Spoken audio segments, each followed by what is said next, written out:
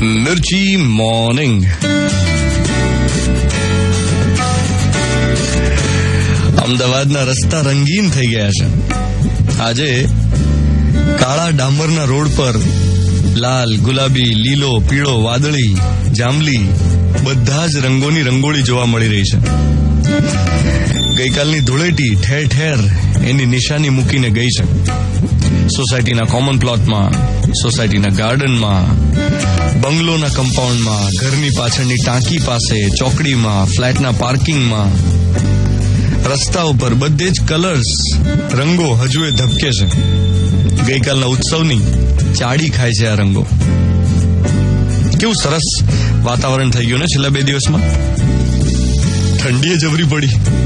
હોળી જેવી તો હવા જ નહોતી લાગતી. હવા જયારે ત્વચાને અડે ત્યારે એમ થાય કે લે, હોળીમાં આટલી બધી ઠંડી હવા, આવો ઠંડો પવન. અચ્છા, હોળી આવે ને હજારો અમદાવાદીઓ ચાલતા જાય ડાકોર રણછોડ રાયના દર્શન કરવા માટે પદયાત્રા કરે. હવે અમદાવાદથી ડાકોર જવાના રસ્તા પર, હાઈવે પર કંઈ કેટલાય તંબુ તાણેલા હોય, ટેન્ટ્સ હોય, ગાદલા હોય, પાણીની પરબ હોય, મંડપ બાંધ્યો હોય, ફ્રી ભોજનની વ્યવસ્થા કરેલી હોય. હવે આ કેમ્પ્સ જે હોય છે ને, એમાં ઘણા યંગસ્ટર્સ સેવા કરતા હોય છે. આમ જોઈએ તો એમાં એમનો કોઈ અંગત સ્વાર્થ નથી. બધા નિસ્વાર્થ, સેલ્ફલેસ સર્વિસ કરે છે. હોળીના દિવસે સાંજે નહેરુનગર સર્કલ મેં અમુક નાગરિકોને, સિવિલિયન્સને, અંકલ આંટીઝને હાથમાં બોર્ડ લઈને ઉભેલા જોયા. પોસ્ટર્સ હતા બધાના હાથમાં. નો હોર્ન પ્લીઝ. બધા નાગરિકોને અવેર કરવા માટે માત્ર હાથમાં આમ પોસ્ટર્સ લઈને ઉભા હતા નહેરુનગર સર્કલ.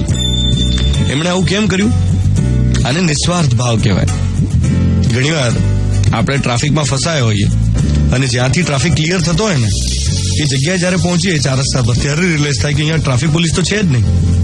પોલીસ તો છે જ નહીં, લોકલ બોયઝ છે, સ્થાનિક લોકો છે જે ટ્રાફિક ક્લિયર કરાવવામાં હેલ્પ કરી રહ્યા છે. શું આમાંથી એમને કંઈ મળવાનું છે? ના. આને નિસ્વાર્થ ભાવ કહેવાય.